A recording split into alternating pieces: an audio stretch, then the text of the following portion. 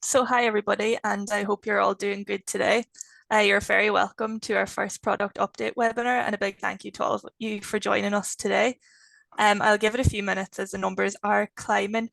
But yeah, while we wait, I'll just give you a quick introduction as to who I am. I am Nicole Cunningham, and I am the Product Marketing Manager for Lean Library here at Technology from Sage, and I'll be your host for the webinar today. And I'm joined by Becca Richards, who's Lean Library's Senior Product Manager. So as I said, this is the first of our monthly webinar product update webinars, and today we'll be focusing on Cite, which was launched at the beginning of February, and also Becca will be giving you a sneak peek at the version 2 of Cite, which will be launching very soon, so we're very excited about that.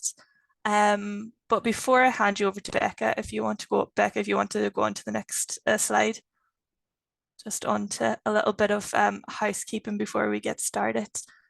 So please check your audio and visual settings, and if someone could please kindly confirm in the chat box or via the question and answer box that you can indeed hear me and see the slides, so I'm not just talking to myself, that would be greatly appreciated. And if you cannot see the slides or hear me, we recommend leaving the webinar and rejoining Zoom. As you join, Zoom will prompt you to check your audio and visual settings. Hopefully that will work. Thanks for confirming that. And as always with these webinars, please do connect with each other in the chat and get the discussion going.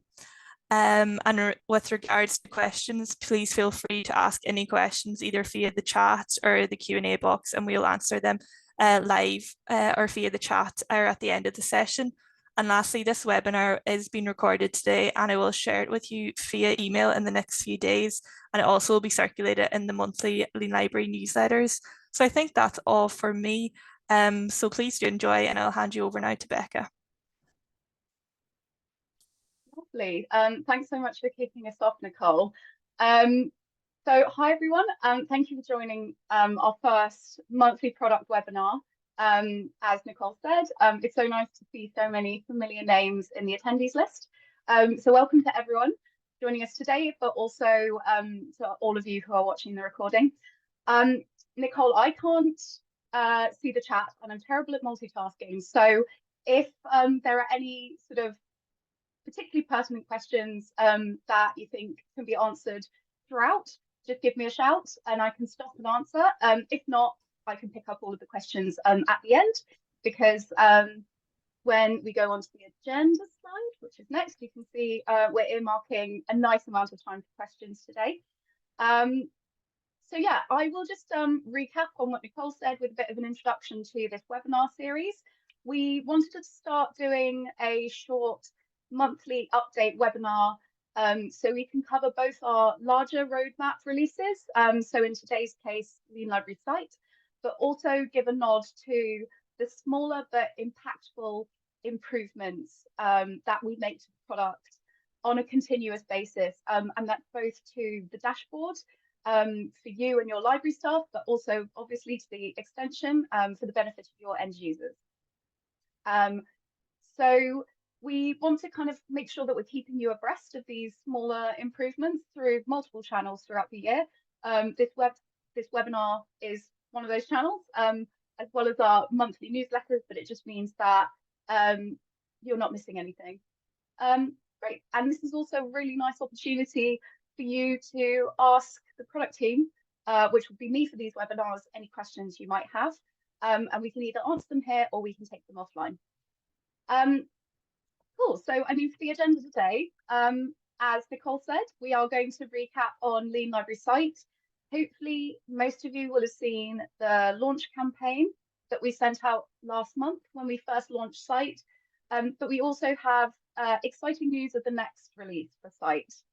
Then I'm going to go over some smaller improvements that we've slotted in alongside these larger new feature developments. And then after that, I'll cover what you can look forward to in the coming month or just under a month. And then finally, from me, it's our first product update webinar, obviously. So I will just mention a few roadmap themes that you can look forward to for next quarter and also beyond for the rest of the year. Great. So as mentioned, if it clicks, There we go. I'm going to start things off in earnest with Lean Library Cite. So we developed Lean Library Cite as a direct response to the need for a simpler way for students, but also researchers to cite references at point of need. And the point of need for us is really important here, as it's central to everything we do in improving student and researcher workflows, or helping to facilitate the improvement of them.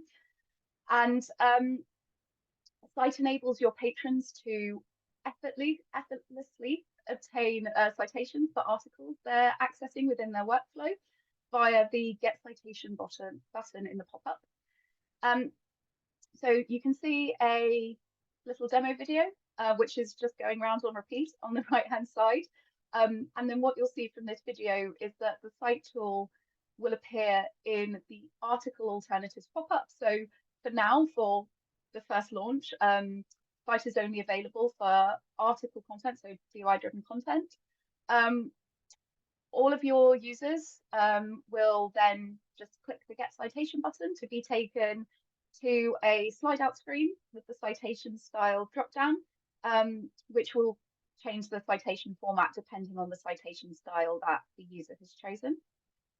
And then it's just a case of copying the citation in the extension and pasting it into the user's bibliography or elsewhere, wherever they want to put it. And then just a sort of like a relatively like an interesting point of note, we pull all of our citation styles through from the Citation Style Language Repository, or CSL, which I'm sure many of you are very familiar with.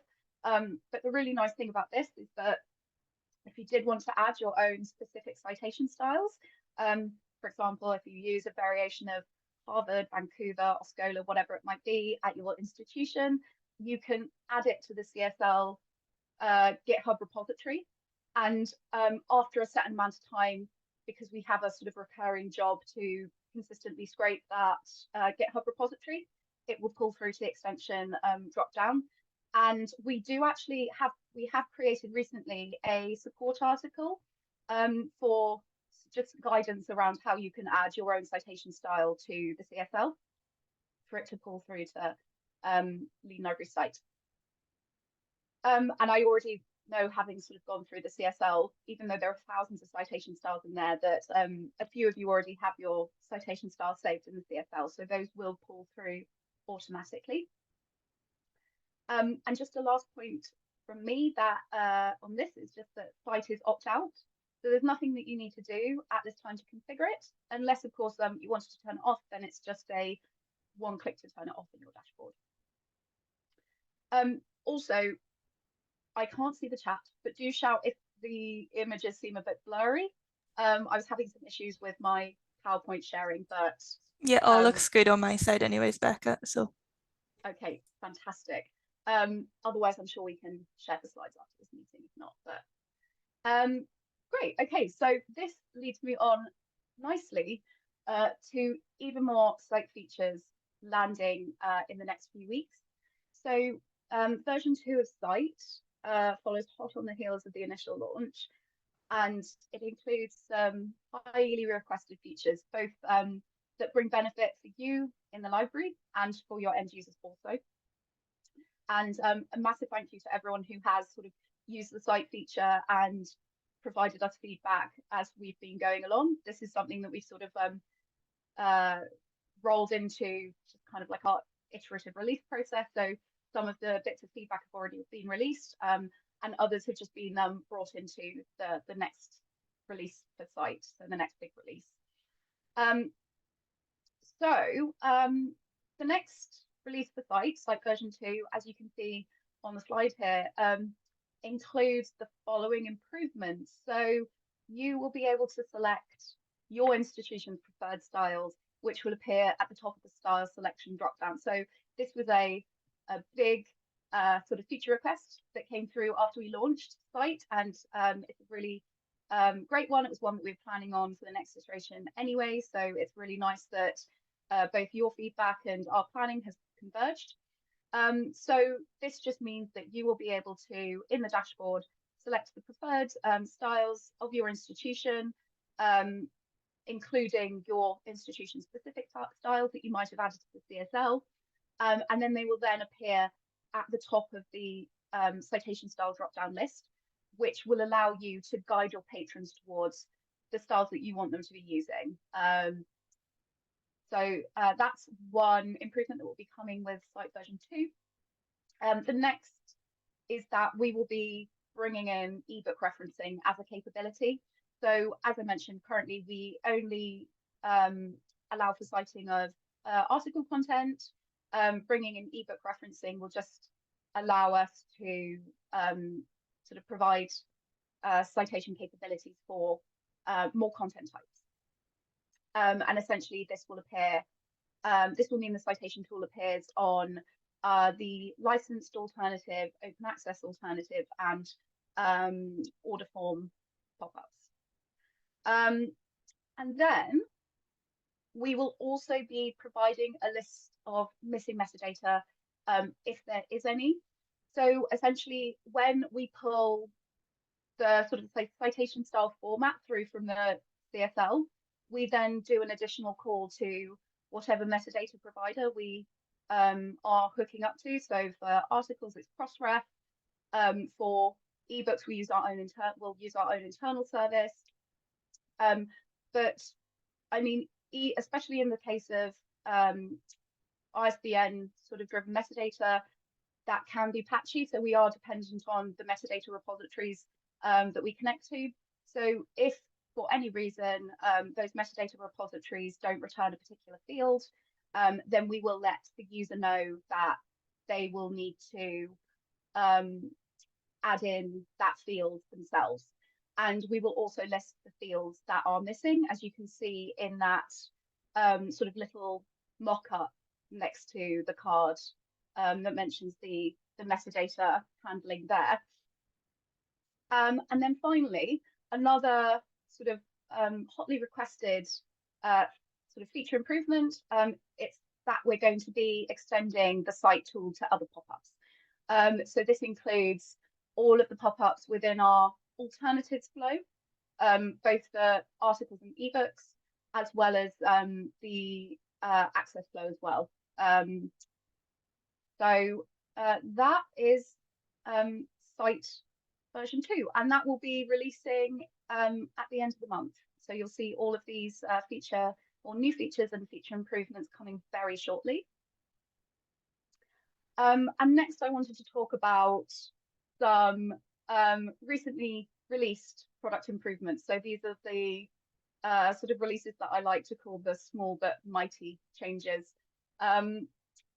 So firstly, something we released a couple of weeks ago is the ability for you to wildcard the resources that you add in your dashboard. So when you go to add a new resource, rather than having to add a new resource for every single, in this example, country code, so google.com, google.co.uk, google.fr, whatever it might be, you can wildcard your resources now. So it just makes everything a lot quicker and easier for you, saving you time, because that's one of our key goals, is to make things easy for you when you're setting up your Lean library.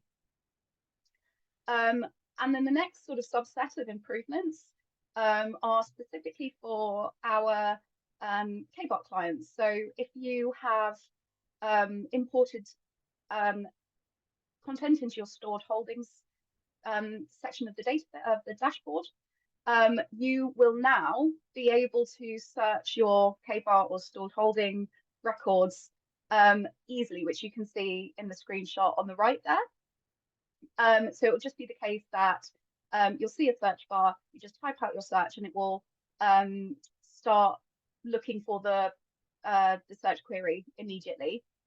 And this is particularly useful as you can see here in this example, there's 660,000 odd records in there. So not easy to find if you don't have a search bar. So that's a nice small but impactful improvement. The other thing that you'll be able to do is that we've added an import history tab to the stored holdings section of the dashboard. And this will just mean that you can check the status yourselves of your latest KBART import, and it will also tell you if your import did fail, it will tell you why, also tell you whether it's successful or not, and the date of the import. And also just to note that you will only be able to see this if you have imported stored holdings. So if you don't use KBART records, for example, within the library, this won't be a section of the dashboard you will see, so you don't need to worry about it. Before you move on there, Beck, I didn't want to interrupt you, but back to the wildcard. There's just a question in the chat. Do wildcards also work in front of a search term? They do, yeah. Perfect, thank you. Lovely, thanks, Nicole. Do feel free to just jump in with any questions as we go along. Great. If no other questions at this sort of juncture, I am going to go on to what's next. So what you can look forward to, particularly in the next month or less. So the first thing I wanted to talk about is an AI course integration that we are doing with Sage Campus. So as many of you know, Sage is our parent company. We are an independent subsidiary of Sage, and we have been working with Sage Campus, which is one of Sage's products that provides course and instructional content on areas of research methods for students and researchers. And we are particularly interested in this integration because they are creating a free-to-access course on using AI, but particularly ChatGPT. And we are going to be surfacing the free-to-access Sage Campus course within our onboarding feature, which is part of the workflow for LibGuides package, and it also comes with the Lean Library features package as well. So this will prompt students to learn about AI before they actually start using it. So when they land on the ChatGPT site, and as you can see from the video here, this will sort of appear as you would expect. If you are familiar with our onboarding feature, it will appear as an onboarding. You can click through to the larger pop-up, and the user can navigate the course from there. What we will do is provide a landing page for the course that when they click through to the modules, they will pop out in new tabs, because we don't necessarily want the user to have to run through a course in that smaller module, but it will essentially be a jumping off point for them to take this course. And then this will be available from April of this year, so in around about a month's time. And this, it's worth mentioning, is going to be completely opt-in. So if you don't want this set up for your users, you absolutely don't have to. You can also preview the course before you set it up. And it will just be a case of you just click the activate the onboarding button, and it will be as simple as that. So if I go on to the next slide, where I wanted to talk about, you know, the benefits for your end users and why we wanted to do this in particular. So this will be, as I mentioned, instantly available to your users, and there'll be no sign up required, so they won't need a Sage Campus login. You won't need to have a Sage Campus license. The course will only be 30 to 60 minutes of learning, depending on how quickly the user wants to go through it. It'll be a very short course, and it will include activities and quizzes, as well as tips and hacks. And then at the end, the user will be provided with a certificate from Sage Campus. And what we will do for you is that we will track the downloads of this course per your institution. Sorry, the downloads of the certificate per your institution. So you can kind of see the take up of this feature, you can see how well this is doing and how it's impacting your students. And you will also be able to preview the course in the dashboard before activating, as I mentioned. Great. So next is a very exciting improvement for us, and that is bringing print books into our alternatives flow. And as many of you might know, and you might use it already, last year we launched a check for print button, and this button essentially ran a query into your library's discovery search, which pulled up a string of ISBNs for the content that the user was looking at when they click check for print. What we want to do now is actually notify your users prior to that click through whether the print content is held in physical format in your library. So they don't need to find out after having clicked through. They will just know as it will become part of the alternatives pop-up hierarchy, so the flow of pop-ups that the extension goes through. The other nice thing about this is that we will also make the print notification available in the side tray alongside the usual alternatives flow. So we'll prioritize the digital content first, but the user will be able to navigate to the side tray to find the print link also. When there's no digital content, we will send them to, we will provide the pop-up for the link to send them to your holdings to show them where the print location is. One thing we won't be doing though is pulling the actual sort of location in terms of like shelf number, whatever it might be, through to the pop-up. It will just be a notification that they can find this on your shelves within your holdings, that you have the print book available. And this again will all be translatable as all of our pop-ups are. So you can configure that in the dashboard. Oh, and worth mentioning that this is available initially only for users of EBSCO EDS, Ex Libris Primo, both Standard Primo and VE, and also OCLC Wildcard WMS. These are the sort of the main services that our customers use, but we will be introducing others. This is just sort of like the first port of call. And this will be part of the Lean Library Access package, so available to everyone who uses those discovery services. And we will be launching the sort of beta release at the end of March. And now I'm going to go on to our, again, small but mighty, coming soon product improvements. One of them, which I know has been requested by quite a few of our library partners, is the option to circumvent the smaller onboarding pop-ups. So if you are a Workflow for LibGuides or a Futures client, you'll be familiar with the initial smaller pop-up that notifies the user that there is either a LibGuide or some guidance material that you've put together within your library and are surfacing through Lean Library.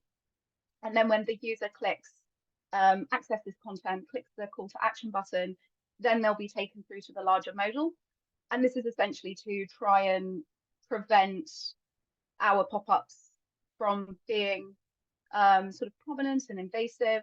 But at the same time, we know that there are instances where you really want to capture your user's attention.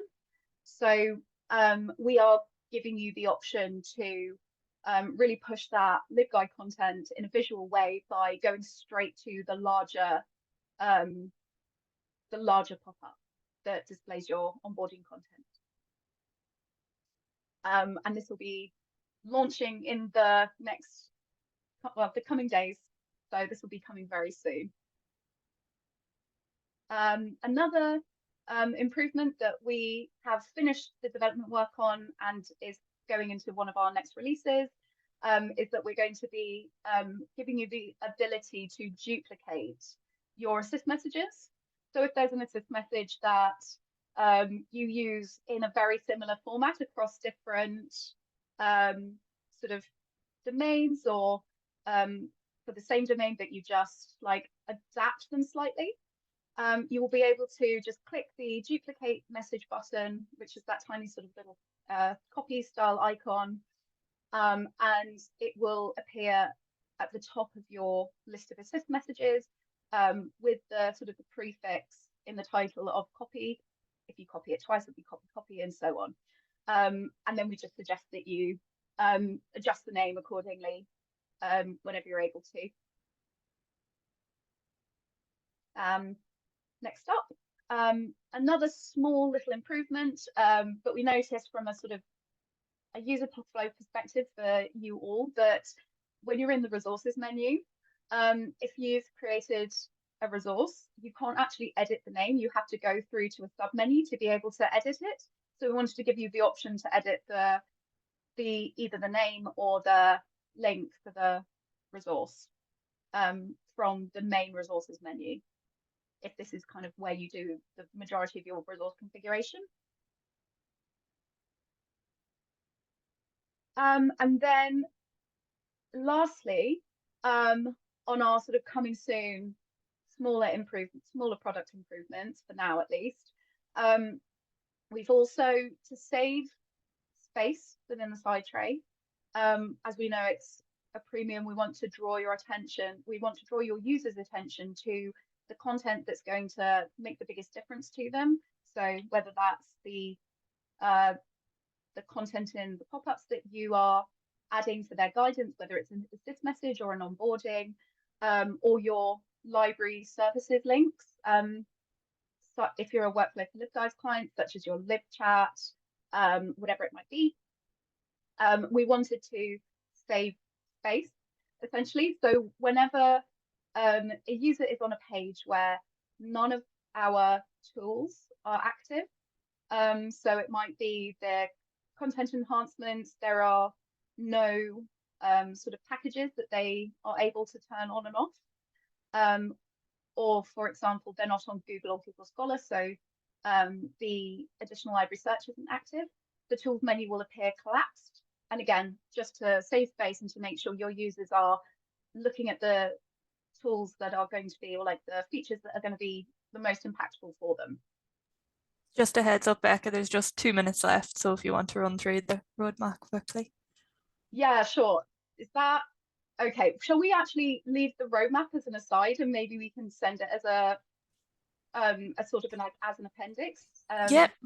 And we can answer some questions, because I feel like that's probably the best. Sorry, I no problem at all. Yeah. Awesome. Yeah, do you want to moderate the question section? Yeah, so there hasn't been any questions, but there was a comment from Ali that they're really pleased to see the option to have the large pop-up for onboarding content. So that's great. Yeah, absolutely. But no, there hasn't been any other questions. And if you do have any questions at any time, just drop us an email. And we hope you can join us. I just popped it into the chat there for our next product update webinar, which will be Tuesday, April the 2nd at 3 p.m. You can just register through that link. And as Becca said, we'll send out the slides and the recording and a little bit more on the roadmap, so you can have a look at that. But I think that's all from me. Thanks very much, Becca, for hosting today and giving us some really insightful things on what's coming next and the Cite feature and all the little product releases. But yeah, thanks very much as well to everyone for joining, taking time out of your day, and hopefully we'll see you again in April. Lovely. Thank you so much for joining, everyone. And as Nicole says, we'll send everything else around as a follow-up. Great. Thanks very much. Thanks so much, everyone.